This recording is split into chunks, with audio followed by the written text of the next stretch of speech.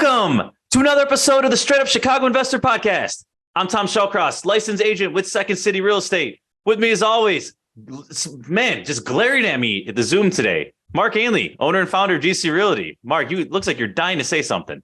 No, I always glare at you because I try to get you to throw off your game when you're doing the introduction. So I was. You did there. That was a bad one. I almost wanted to yell cut, but I'm not doing it. It's Friday. I was waiting for you to yell cut, so I'm proud of you. You just rolled with it. That's about that's experience right there of podcasting. And so you just learn how to roll with your mistakes and try not to talk about it like I'm doing right now. So, but yeah, no, it's Friday. I'm pretty excited about today's episode. Recently we had episode 181 where I worked with Matt Lacoste as his buyer's broker. And I do that from time to time. I don't necessarily, I just kind of pick and choose opportunities that I might add the most value to. But, you and me were talking earlier this week about you working with buyers in Portage and Jeff Park and stuff like that. Are you doing any of that in 2023? Yeah, still moving ahead there. I'm with Bree Schmidt at Second City, and if it's in my neck of the woods, if you're looking on the north and northwest side, more than happy to help. If you're looking in, call it Pilsen or some of these other neighborhoods, I'll definitely refer you to someone that I think would be a great fit. But when it's in my backyard, I'm already there, already walking properties all day. So yeah, I think that's the right move. That's the right amount of velocity for me. Yeah. So, any listeners, anybody that if you are looking on that northwest side, people do it to me all the time. They just reach out and ask questions, and I point them in the right direction, or I help them if I can. So, anything on the north or northwest, on the northwest side for Tom, if you're looking over there, you're interested in looking over there, you want to know the opportunity over there, reach out to Tom. You could do it on his email on the website, or you could reach out to straightupchicagoinvestor@gmail.com.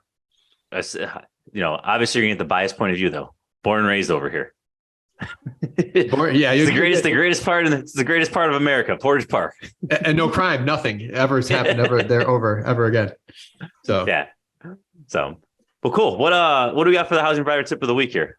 So I was for the housing provider tip of the week, I overheard one of our assistant property managers talking to somebody today, and they handled a situation with a tenant. The tenant was pretty upset about something that we had no control over and we weren't going to be able to do anything with. It was just one of those scenarios. I forget the exact circumstance, but there was no way we were going to solve this person's problem. But we dissected kind of the conversation afterwards, and it really broke down to the assistant property manager just being able to acknowledge their pain point, their frustration, their anger, and steps we could do to help reduce that. We were very upfront saying, listen, we can't solve your problem, and we could do this though. And they didn't use the word but we can do this. It was, and we could do this. So just kind of providing that empathy in the way you approach residents, even when it might not be your fault or your problem, the situation happened that they're upset, or it might not be something you could solve, even if it is something that's caused by you or your owner or whatnot. It's just that empathy piece or letting them know that you hear them is going to go a long way. And that's kind of building that rapport and that trust and that you want to have with your residents to just kind of have a smoother relationship. So, yeah, I'll just piggyback there. I think in those situations, silence is deadly, right? Even if you don't have an answer, just pick up the phone and call, right? Just, hey, we effed up, whatever it is, just own up to it. The silent, even if you feel bad, no one knows how you're feeling. No one knows your intentions. Just pick up the phone and call, let them know whatever the situation, just deal with that uncomfortable conversation. Yep. Sometimes they just want to be heard. So, all right, good one. All right. We're excited. We're going to talk about some actual deals today. So our guest today spent the past 7 years in the corporate world working in the mergers and acquisition space as a strategy manager for large scale corporations. She originally moved from Dallas, she's originally from Dallas, moved up to Chicagoland 2 years ago, specifically for our real estate market. So we had someone coming for, all the bad press. Here we have someone who's actually coming specifically because of our market. Since then, in the last 13 months, she's bought 13 units. She's going to share success stories and also some struggles that others can learn from. So without further ado, Victoria Barkate, welcome to the show. Victoria, how are we doing today? Thank you. Good. I'm excited. I'm nervous and excited. This is good. We are excited to have you. We'll have some good nervous energy here. So let's start with, you're from Dallas. Why Chicago? Why were we the lucky ones to have you say, you know what, I'm going to move here? Yeah, about 2 years ago, I knew I wanted to get into real estate, and I knew that the path for me was the house hacking path. I had no prior experience. No one in my family had prior experience. So I looked up, I Googled what areas of the United States have the most 2 to 4 units. And I think Chicago was the first or second. And then it also went further into analysis and saw 30% of the housing market was 2 to 4 units. And so for me, I was like, that's awesome. That's my competitive advantage. So that's what I went after. And I moved here without knowing anyone. I was just having my life whenever I felt like I could. So it was good. And then I started listening to you guys and, took off. Whew. We're glad to be a part of that journey. So wait, let's talk about this though. Like you move here without even buying the first house though, right? Just like I'm picking up and I'm doing this. Like let's talk about just the emotions. Like what did your parents say, right? Like it sounds so great. It worked out, but like at the time, probably a lot of naysayers. Definitely. My family actually had past failures in real estate, so they were really kind of against it. But I had worked with someone who recently also moved to Chicago. He was someone I worked with. He was a coworker, and he was interested in real estate. Had no experience either. He's an engineer. I'm a consultant. Like we have no idea what we're doing, but it was good because we both had money. And so we had money saved up specifically for this. So that's what made it less scary, I think, is that I knew someone else was in it with me to kind of go along the ride. So you said your family had some past failures, and you don't have to dive into the specifics, but what was it that you saw in yourself that you knew, like, I'm not going to let that happen? I'm not going to let that shape my future. Like, how'd you look at that and kind of overcome that thought? Yeah. They invested in single family. And I knew that, like, my thing that from my mind was just, I need to be able to save money on rent. I was paying like $2,000 a month on rent. And I knew that if I did that, I would save $24,000 a year. That's a lot. So that strategy, I think, is much different than their experience with evictions, with having the property actually fall. They invested in 2008. So there's a lot of things that I just think didn't really measure over. So, yeah. I am a huge Alex Hermosi fan. I don't know, Tom, if you're on his YouTube, but I watched one of his shorts yesterday, and it was it's so simple. Like, he's like, if you save $1,500 a month for 30 years, you'll be in the 1%ers. Like it was just like I'm like, oh wow, like it was, anyone that doesn't follow Alex Hermosi needs to. He's just awesome. He's got just such great knowledge drop all the time. Good stuff. All right, so we have 77 designated communities here. How, like, coming to Chicago, like, where did you have an idea of where you wanted to focus? Like, let's talk about landing here. And well, how'd you even know where to rent? I guess like let's hear that mindset even. That was hard. I visited so when I came to visit, a friend of mine, the guy that had moved here, the co-worker of mine, that she showed me around different apartments to rent. He showed me, because he had just moved a month ago. And so he showed me Wicker Park. He showed me West Loop, all the standard places that consultants would go and move. And I just fell in love with Wicker Park, and I was like, okay, this is where I'm going to buy, because this is just easier for me to figure out one spot, and just kind of dive in from there. So you just kind of got to go with it. Okay. So we get here, and then if I'm not mistaken, the first property you buy, it's the 4-unit in Humboldt Park that we had spoken on before. Is that correct? Yes, that's right. All right. So talk to us there. Like, how did you start looking? What did you make offers on other places? Like, just getting that ball rolling for someone who may be in the same shoes that you were in. Right. So this was last year, like around January timeframe, 2021, I believe, January, February. And so prices, like the market back then was like, the rates were so low. So prices were jacked up. This was like the best time for prices to go up. And so we were looking at a lot of 4 units in Wicker Park area. And we put an offer on one of them. It was pretty high. It was a pretty high, but with the rate, it just made sense with the property. It was a turnkey property, and that's what we decided we wanted to go after. It was turnkey because, again, we don't know what we're doing, and we wanted to have something that was a little bit more safe. So we went with a 20% conventional loan on that property. That was before I knew other loan options that we utilized later on our other properties. But that's how we found that one. It was just on Redfin. It wasn't anything special, no special strategy there. Okay. Yeah. All right. So you buy it, you said it's basically turnkey. Any struggles, anything going through this where it's like, ooh. Yeah. So it's turnkey. What we did is we ended up raising all the rents by $300. The rents were low, and surprisingly, all the tenants stayed. So that was a big surprise to me at the time. How did that message get delivered? That's a big bump, right? Even if they're way under, like that's a big bump.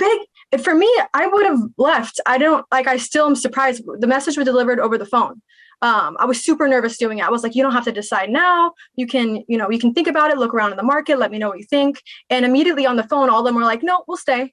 I think they knew it was very much under market. I like the fact that you called, because along the lines of the communication message that we talked about in the tip, like there's value in hearing your voice behind it, because I'm sure you went into it with some sincerity, and you weren't just like, I don't know. I think that's important that you called and you just didn't draft up a text or send an email or deliver a letter on the front door. So that had to go a long way. Yeah, I think that helped a lot. And we have great relationships with them. They're all still there, except for the one that I moved into. We let someone else moved in, but yeah, they've been great. I think that did help. All right. Yeah.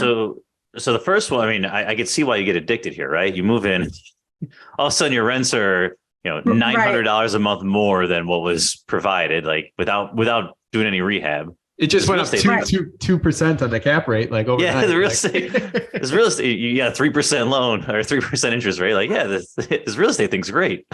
Right. It was nice. I remember whenever I was doing the underwriting, I was so nervous about not getting those rents. I sent it to 5 different investors that I was friends with, one being Tom, and none of them gave me a firm answer on whether or not I should go forward with it. Everyone I don't think anyone wanted to tear me away because the price was higher than I think you normally pay for it. But it just made sense with the rate. Like, again, like the numbers just made sense. And I'm glad that we did go with it. It was a good first learning experience. Something that I think is a quick win, on your first deal. You want it to be check mark. Any hiccups on that lending side of things? I mean, you had a conventional loan that's easier. You have a W-2, so that was easier. Anything surprisingly there that you had to go through any hoops that you weren't expecting? Nothing with the lending side. What happened was when we first got the property, like 1 month in, there was a water heater issue. And this is something we didn't have anyone that we knew that could help. No contractors, no references built up. So we ended up calling Roto-Rooter, which charged me like 3 times what you would normally pay. Right. Like I just called the first one who would come over overnight. And that was a huge mistake. I think a lot of the first fixes, if I would have had the guys I have now, I would have saved at least $10K. I mean, seriously, I way overpaid for those services. So that was a huge miss. I should have, put my neck out there and asked other investors who they use instead of being afraid to, get references. So yeah, that was a big one experience. Yeah. And a couple things to pull out there. One, the networking piece that you mentioned, not being afraid to ask. You never know what someone's going to say. Hey, do you have someone for me? You never know what they're going to say or if they're going to give you the guy unless you ask. So you're going to be in that situation. And also just doing it proactively before something breaks. Right. Like just at a network event, you're talking to someone like, hey, who's your boiler guy? Right. Because exactly. you don't want to be texting people on, January 15th and when it's 2 degrees and it's 9 p.m. and that's not the right time to be figuring out who you're going to go to. And that's the situation I was in. You're right. Yeah, exactly. And so another important thing to pull out from the beginning of the answer there is, you went in this with realistic expectations, right? It's not like, all right, I'm going to buy a 4-unit. I'm going to burr this thing. I'm going to pull out all my money in the next 4 months. Like I'm going to, I feel too many times like we hear all these success stories and everyone's got their eyes on the trophy, right? They have this perfect deal and it doesn't come. And so they don't get started, right? This is a good deal. This isn't the A+ home run I'm getting all, but this is a good deal. And it's not only good. You look back at a couple of years from now and be like, wow, I'm glad I have this building. And on top of that, you're in the game now, right? You're able to grow from step one. Well, think about the people that wish they would have paid a little more or did pass on that property and get that 3.5% loan or that 3% loan that can't get that now. Like that it's funny. The interest rate is the what everyone's kicking themselves in the butt for, not the overpaying or underpaying right now. Right. Yeah. And there's some properties now that I look at, I'm like, oh, I wish I would have bought those properties because I was too conservative to understand that it was a good deal or like a decent enough deal to make it make sense. Like there's so many times whenever I look back at that too. I can't drive through the city without having that feeling. So that's something really? as a real estate investor, you always like, I wish I would have bought That's good. One. That's good. But then there's always the feelings like, thank God I didn't buy that building. So those actually are way better feelings. Yeah, exactly. Very true. All right. So what's the next building? Okay. So this next one. So I think what's interesting about this one is the way I found it. So I'm running out of cash at this point. I know I can't purchase the same size building I had last time, and I have to do it with a different type of loan. I was introduced to some lenders who had a 5% conventional with a 7-year arm, 10% conventional with a 7-year arm, no PMI. And that's the kind of loan that I needed to be able to grow. And of course, remember, I still have a partner in all this. So I was trying to find off-market properties. So I saved up all my PTO for that year. And in December of last year, I took a month off and I set up a method to find off-market properties. So what I did is I used a PropStream to find my list of properties. And then I hired someone on Fiverr to go do, what's it called? When you like find the number and you find skip tracing. Yeah, skip tracing. So that's how I got my skip tracing. And then I went and used launch control, which is like a mass text messaging type of service. And I would text message these specific zip codes at a time that for properties that were 3 to 4 units specifically. And I would come at them with I would tell them, hey, I'm a landlord. I'm on the cross streets of this and this. We just had this building. We want to grow a portfolio. I'd like a chance to talk to you. If not, it's just great to meet another landlord in the area. I like to keep my ear to the ground. Kind of thing. So I had actually really decent results with that. I had about, to give you numbers on this, about 30% of the text messages, people responded. And of that percent, about 40% of them were positive. And when I mean positive, I mean like, it wasn't like a harsh no. It wasn't like a, F off. So that was positive to me. And I actually went out and spoke to some of the folks that I got positive responses from and gave them offers. One of them, and this leads to my next one. One of them, the guy was already selling his portfolio. He had like 55 units and he sent me the link to it on LoopNet. And it was like 55 unit. It was almost being sold as like a commercial property. And I could not tell from the listing that there was several 4 units in there. And I think that was huge. I was like, okay, bingo. This might be a competitive advantage for me. And it was one of his 4 units. And the numbers worked out on. This was a modernization. So we just had to modernize like the bathroom and the kitchen. So it was a legal 3 unit, it was a 3 unit with an illegal 4th attic unit that we ended up turning into an attic. Before we go any further, you literally banked your PTO and you planned to take an entire month off so you can focus on real estate investing. Like I just want to take a second and listen to that forethought, that planning. Like, oh man, stop making excuses, everyone. Like that is like awesome. Like I don't know, that's so cool. I actually told everyone at work that I was going to like Thailand because I was afraid they would judge me for it, like, oh, she's trying to get out of this job. That just sounds so bad. But yeah, I think that helped so much. Like, I don't think I would have been able to find the property without that because it took so much effort just to get to the point to find the off-market properties.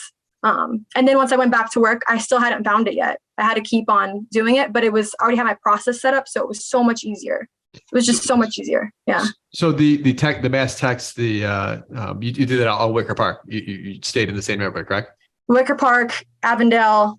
Where else? I like it. Yeah, I think I started in Wicker Park and Avondale, and then one other spot. I can't remember. Were you in Humboldt and Logan or no? Yes, actually, yes, Humboldt and Logan. Yes, but it was like, it was like, well, there is some part of 60622 that is Humboldt, but that was the area I stayed in. The east side of the park over there. Yeah. Yeah. Cool. Yeah. All right. So how did you know to do this? Like, where did you gather information? Right. A lot of people might be saying, hey, I got the grid. I'm going to go through with that, but I don't know how to get started. Like, is this just going on Bigger Pockets, talking to people? Like, how do you find out, like, all right, I got to get props written. I got to do this, because it's not rocket science, but there's also no manual out there. Right. There's a lot of free education on YouTube. I mean, there's a lot of it. There's a lot of people that do this professionally, like as their day job, and get paid to do this. So and there's a lot of free content, and that's how I did it. Just look up on YouTube, like how to find off-market properties. And I dived into like a little rabbit hole on that. I just did a lot of research on it, and the systems I used were recommended by people that have been doing it for a long time. So didn't really pay for anything, just researched. It's readily available. Awesome. Yeah. All right. So we get rewarded for our efforts. We end up with another 4-unit here. Mm-hmm. Now, talk to us a little about, because this happens a lot in Chicago. You're buying, there's 4 units. It's zoned, the zoning cert is going to show a 3. Did you have issues with the lender? Like, just talk about actually getting that across the finish line. Yeah. So that was, we did a 10% conventional on that loan. There wasn't really issues getting it across the finish line. It came in as a 3-unit with an illegal 4th unit, right? And I was okay with that. I wouldn't say there was issues there. What ended up happening is literally like a couple weeks later, another property came up that was a really great deal, right? Like they all just seem like such great deals whenever you're, hustling like that. And I decided, okay, we're going to underwrite it. I'm going to go and underwrite this property as well. So I also, like within the same month time span, had closed on 2 properties, 2 4-units. Sorry, 1 3-unit with an illegal 4th, and then 1 4-unit with an illegal 5th unit. So those both happened at the same time, both 10% down loans. One was under my name, one was under my partner's name, and we used a joint venture, a handshake agreement to agree, we're going to split this, like we always do. And that's how we got there. But the biggest struggles happened during the renovation, because both of these needed renovations. So we were renovating 8 units at the same time for the first time ever. That was tough. All right. So back up. So you got these 8 units. Were they, when you bought them, were they all empty? Were they full? Tell us a little bit about the building. You said they need rehab. What'd you plan for versus kind of what you end up doing? Talk a little bit about that. Okay, so for the 3-unit with an illegal 4, we offered a lot of the tenants. We needed them to move out. It was all full, so we offered the tenants cash for keys if they didn't want to move out earlier, and that worked out. I think we offered $700 was the max that we had to offer for cash for keys, because we wanted them to get rented out in the summer. Remember, I bought it in the winter. And that didn't like, our schedule went way past summer for one of our properties. But push back on the cash for keys, like $700. They said, yeah, we'll take it. Like, I mean, some people, way too easy. No, that's what's crazy is like some people said, yeah, we'll take it. I think I started at 500, and then some people said, no way, we're not moving. And I just made plans to let them stay. And then they came back asking for more when they realized, I guess they found other units, but then they're searching that actually was a better price. Something like that. So it wasn't, that wasn't too hard, surprisingly. They were good tenants, so it wasn't hard to push them out because they were paying and everything. So, yeah. Answer your question. So the rehab, so the first 4 flat there with the non-conforming legal unit, what you had it underwrite it going into it with a rehab budget? Like how much were you planning on? How much were you planning on doing with that? That's a good question. So this was our first ever rehab. Planned on $30,000 for the modernization of all the units. And one of the units we even gutted. And that was, we had to pull in some family friends to help us with that one. That one was a tight one.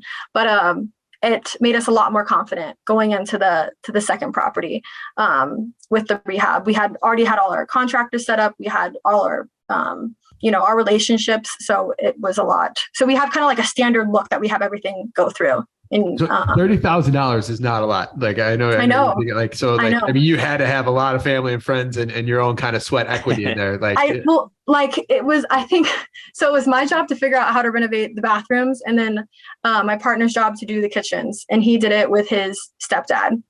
So a lot of help. He just come over to our house and then help us. He lives in like Ohio, so he drove over here. So that was really helpful.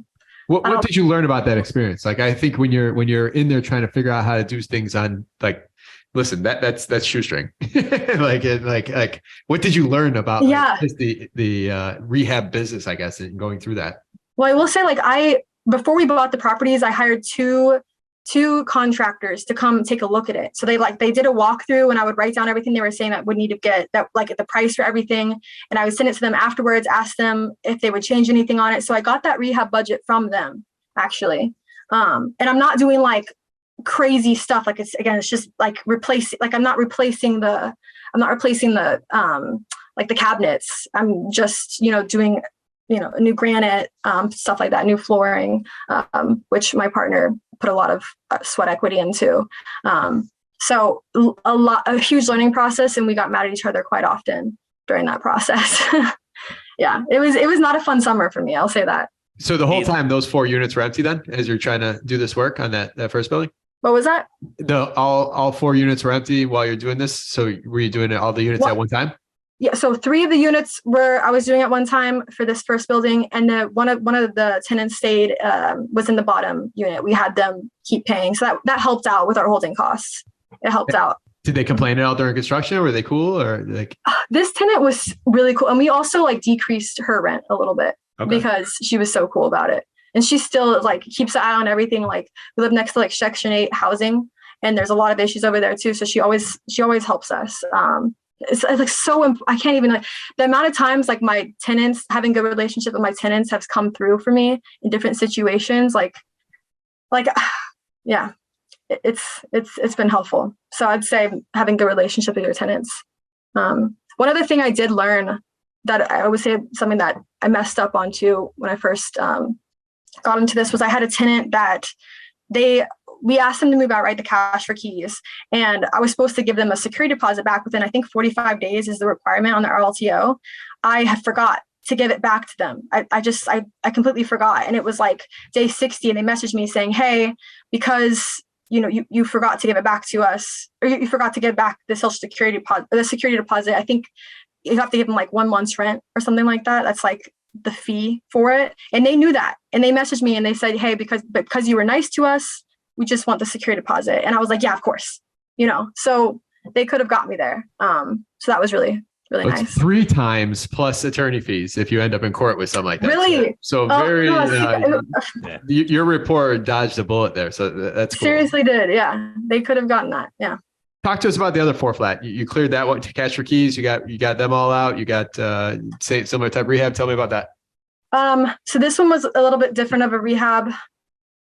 I'm trying to remember if there were tenants in all of the units. And we didn't actually do cash for keys for this one. We just, their rental renewal dates happened to be around the same time that we needed them to be out anyways for the renovations. So it ended up working out really well. We still kept 1 tenant in while we're doing the renovations. And this 1 tenant, again, came to help me in times when I needed him. Again, just being good to your tenants, helping them out.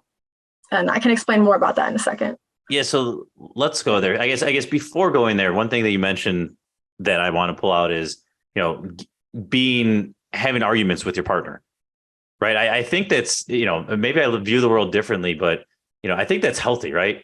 I don't remember Mark, you might be the one who told me the quote, but it's the lack of conflict is not healthy. Harmony, it's apathy. Yeah. Right. It shows you need that, right? In order to push forward, you need a little bit of back and forth, and you shouldn't take it as, I don't know, we're this culture that's so scared of conflict, and no, it's okay. It's healthy. It's how you grow. Yeah. In the business world, Peter Lencioni, healthy conflict is what they talk about, to continue to challenge each other. And it's all about doing it professionally and respectfully. Of course, you can't punch people because you don't get your way, but it's all about healthy conflict. Yeah. Good. All right, so I know we talked a while back. You have a tenant horror story, so let's jump in, because I think this is where the other tenant helped you out, correct? Yeah, big time. All right, so let's hear the horror story here. Okay, so renovated all of the units. I'm house hacking this last unit, or this last property here. So renovated all of them except for the one that I'm in, and so we rented it out to this nice lady. She had a great background. Credit history was great. References were great. I talked to them on the phone. They sound legitimate, no past anything. She was great. And then I met her or one thing that was really weird that caught me off guard was that she paid the deposit without looking at the unit. She just wanted to see a video tour, and that was it, which is normal for people that are coming from out of town. I've actually had a few tenants that come out of town that just want the same thing. But so nothing really raised a red flag for me, at least at that point. Now my processes have changed, so it's a little bit different. But whenever I met her on the day that she moved in to pick up her keys, she said that she was 27 in her application, but she was actually 57 when I met her. So I was like, this is a little bit off, but I don't want to judge, right? So just like let that go. And then she didn't pay first month's rent. She became very hostile. Just like texting wise, she was just very, very rude when I would message her and I tried to talk to her and call her. She didn't want to take my calls anymore. Like she flipped into a different person. It's like, I don't even know who you are. People were coming over, and this is like, I'm like right next door. So I was able to see a lot of it. People were coming over that I'd never seen before. And I found out why later, but something just was like fishy about it. When I would talk to my lawyers, they say, oh, you have to go through the eviction process, that kind of special thing. But I looked into her records and I started Googling like the company she said that she worked for, where she got her pay stubs from. And it hadn't been around for like the past 3 years. So that was false. And then I also looked into the mail and saw some of her mail that she would get to the house. And it was a different person on all of it. And then I realized this is not the person that I thought it was. This is not the person that applied. So I quickly, sent to my lawyers, and they found that she has multiple evictions. Just I didn't even know it was possible to have multiple evictions at the same time, but she she stole someone's identity, and the way that she did it it was just very professional. Yeah, I'll stop there because I feel like I'm rambling. Well, no, that's a big problem. And I will link to it in the show notes. I wrote an article on this for Bigger Pockets a couple months ago. Like this, she didn't steal it. She bought it from somebody. She went online, she paid $700 and yep. She got an entire profile, stubs, a license, everything.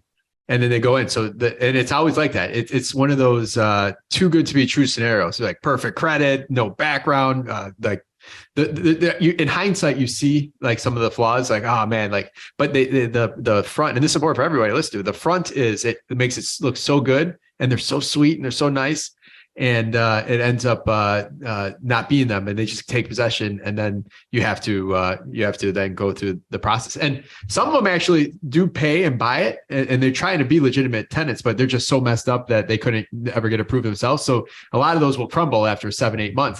Some of them go in with intent to never pay again and just try to get a year out of it, but then a lot of them are going in to try just because they can't, and then they end up, eventually a needle breaks the back, and they can't make payments, and they turn into that tenant then as well.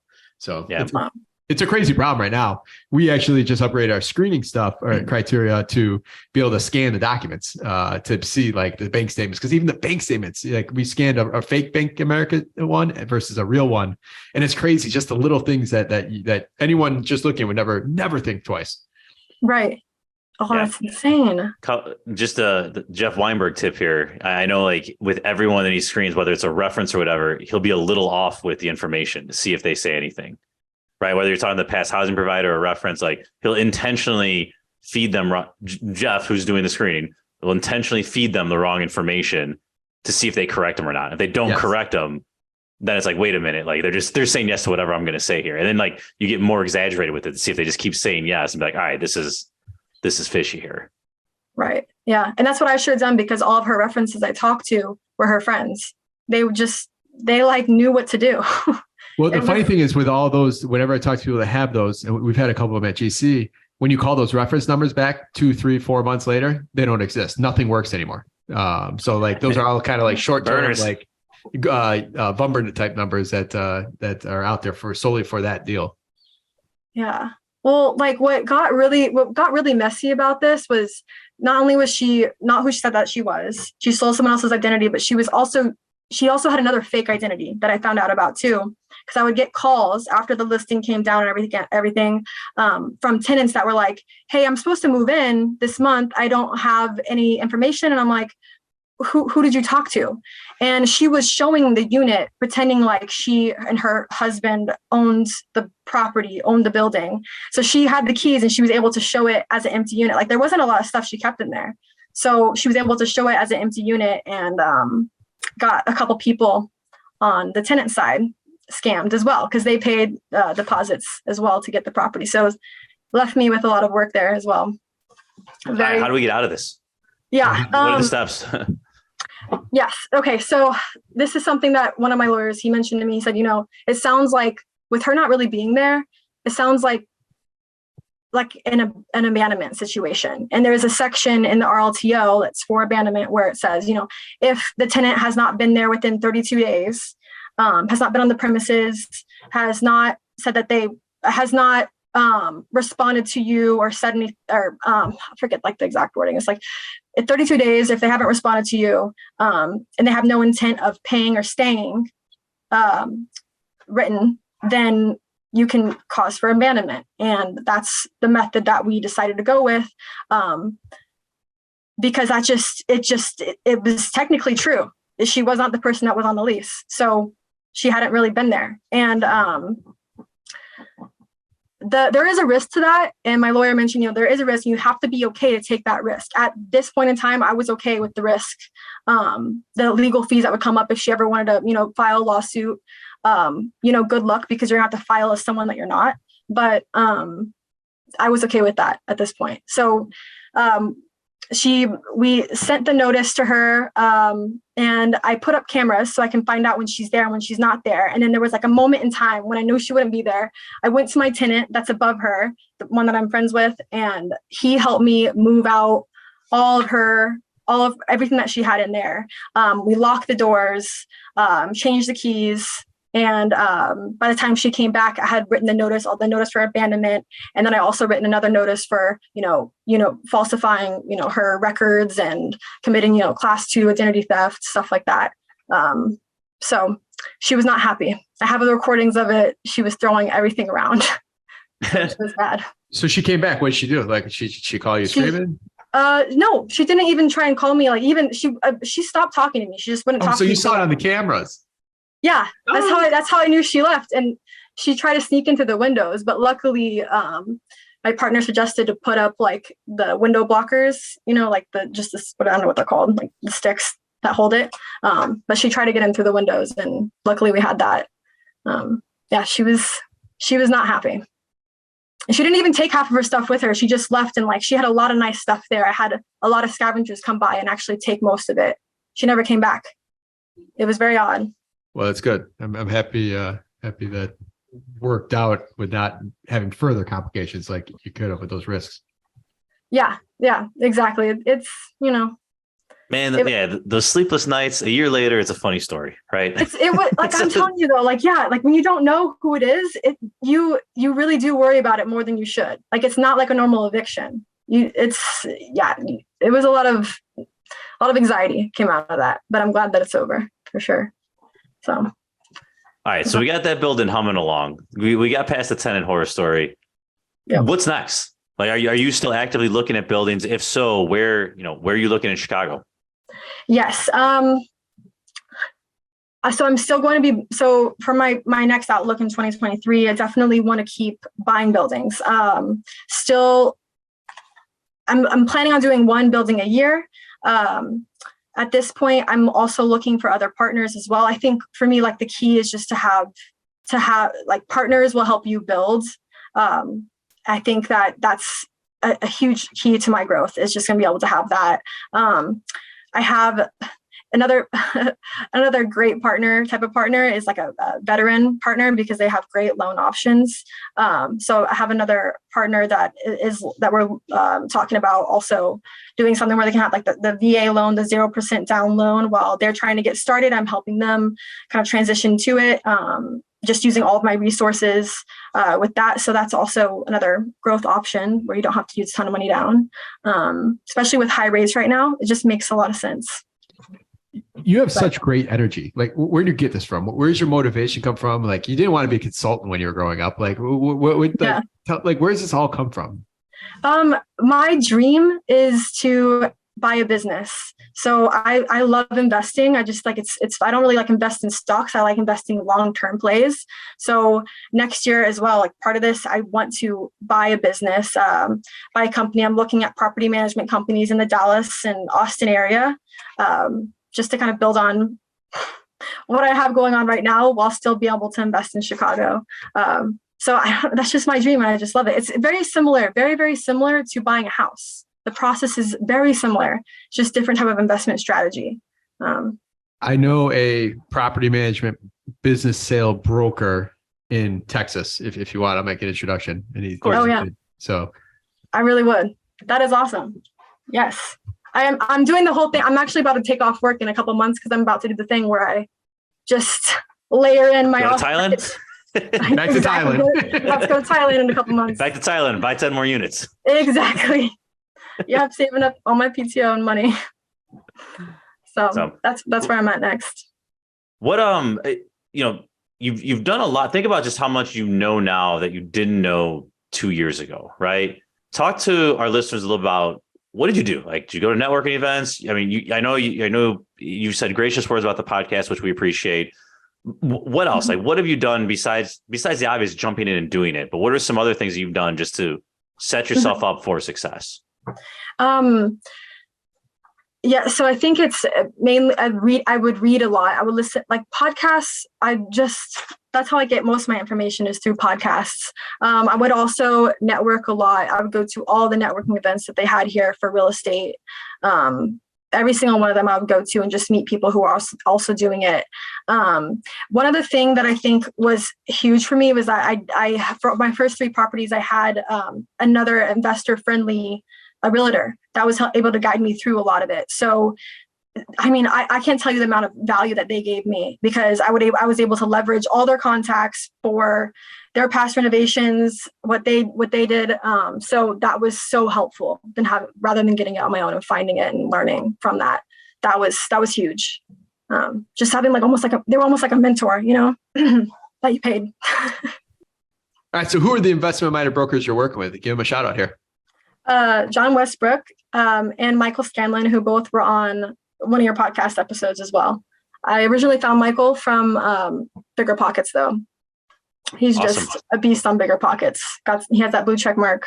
So yeah, him and Jake are big on there. It's huge. Yeah, they're big. I just a personal shout out. Like I've used both of them, both Mike and Jake and their team at EXP to sell off a lot of my Southside properties. So I'm also been a client of them. And then John Westbrook works at the Flora and Blahnik team, which we've used on a lot of our Greystone flips there. So you're in good hands. There you go. Yeah. They made it happen. So. All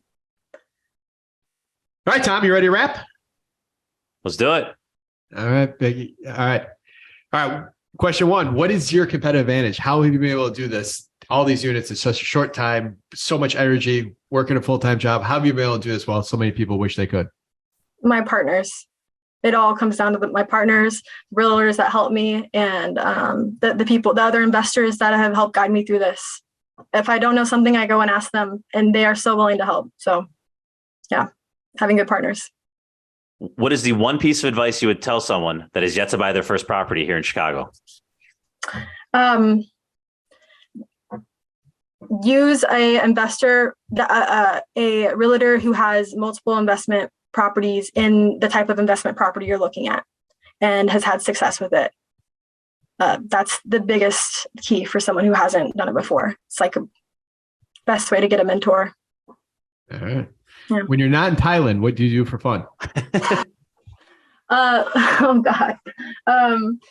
I'm obsessed with buying businesses. That's it. That's what I do for fun. I mean, I truly love it. Like I hope to one day buy as many businesses as I buy real estate. Like that's a true dream of mine. So you're born to do mergers and acquisitions. Wonderful. That's like, it's sad. It's like my obsession. So if I'll talk to anyone about it for so long, if they let me, so it's a dangerous subject to get into. All right. What is a good book, podcast, or self-development activity that you'd recommend to our listeners? One book, if you're not financially as savvy as you'd like to be, one thing that really helped me was the Managing by the Numbers book. That was a huge help. It kind of explained how to analyze financial statements really well. I feel a lot more confident. I used also Tom and Mark's house hacking calculator, and I still use that for all of my house hacks that I've gone through with. So that was huge, and ended up actually messaging Tom and Mark a nice note, a little bit of a clickbaity note. I think I said, for me personally, I was able to get 300K in net worth in the past year and a half, and rent free with 3K in cash flow coming in each month in addition. So that is the clickbait was, I'm 300,000 richer from listening to your podcast. So I messaged Tom. I said, we got to make that the title of this podcast episode. Like, that's perfect.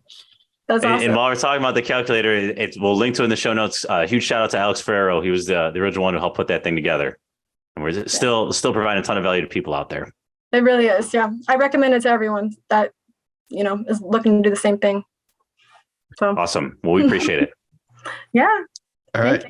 Besides yourself, name one person in your local network that you'd highly recommend as a quality resource to other investors. So I'm going to give what I normally don't hear a lot of contractors or a lot of like plumbers or technicians shout it out, but I'm going to shout out my plumber, Brandon Snertz, spelled SNRTZ. There's no vowels in his last name. It's very hard to pronounce. Like this guy already. Yeah. He's great. He's like, he has, every check box checked for this plumber. He's great. So he would have saved me a lot of money if I would have known him sooner. That's great. Well, we'll find him and link to him in the show notes. So awesome. Victoria, thank you so much. You provide a ton of insight, a ton of value to our listeners. How can they learn more about you? Is there any way they can provide value to you? My Twitter that I tweet on, I tweet about real estate and I tweet about business buying as well. Just at least my journey, just what I'm learning. Miss 9 to 5 or Miss 5 to 9 on Twitter. Sorry, I messed that up. But it's Miss 5 to 9. Awesome. We'll link to that in the show notes. Okay, sounds good. All right, Mark, we're doing a Chicago Fact here. We are. We're going to play for Dana Downing, who bought a hoodie out of Elgin. She bought a hoodie in August, so it's pretty cool. She was preparing for winter that early. So that is someone who's prepared. That's someone who does not need to read that financial freedom book. She's got her act together. Yeah. All right, multiple choice. I'll give you a shot, and then Victoria will get a shot as well. Mark, who said this quote? Eventually, Chicago will be the most beautiful, great city left in the world. And your options are Franklin Lloyd Wright, Mark Twain, Barack Obama, Jane Byrne. Eventually, Chicago will be the most beautiful, great city left in the world. I'm going to say Mark Twain. That just sounds like something he would say. All right, Victoria? The last one, Jane Byrne? Mm-hmm. Oh, guys, Franklin Lloyd Wright.